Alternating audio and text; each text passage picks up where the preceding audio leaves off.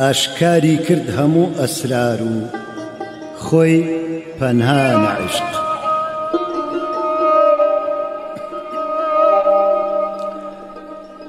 ئاشکاری کرد هەموو ئەسرار و خۆی پەنهان عشق،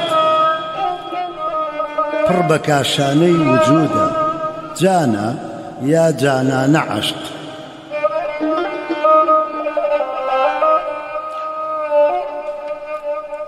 جزء كل أجزاء فردي كائنات كائنات هرچی أفعالي تدايا مصدري هموان عشق. غرقي موجي آورنجي جوهري عشق وجود، جوهري درياي لطفي حزرتي يزدان عشق. شمعی داگیرساوی دەستی عشق شخصی تێگەی و تێنەگەیویشی بەقەت خۆی چاکر و سوڵتان عشق.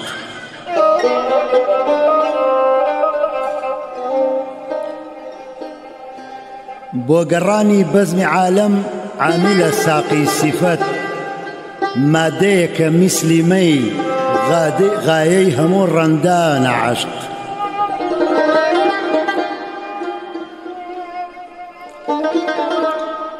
بۆ گەڕانی بەزمی عالەم عاملە ساقی سیفەت، مادەیەکە میسلی مەی غایەی هەموو ڕەندانە عشق. دڵم ئافاقە بە ویسعەت هەردەبێ کەمتر نەبێ، بۆیە وەک بەرقێ لەوێدا ئارەزووی جەولانە عشق.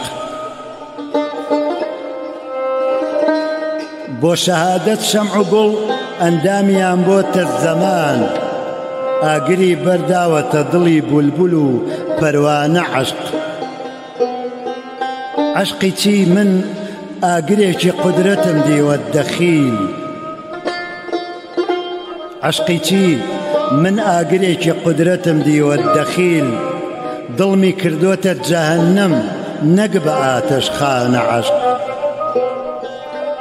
سایقی مەجذوبە لایە قووەی جاذبە، نوری شەوقی عاشقان و ڕەنجی معشوقانە عشق.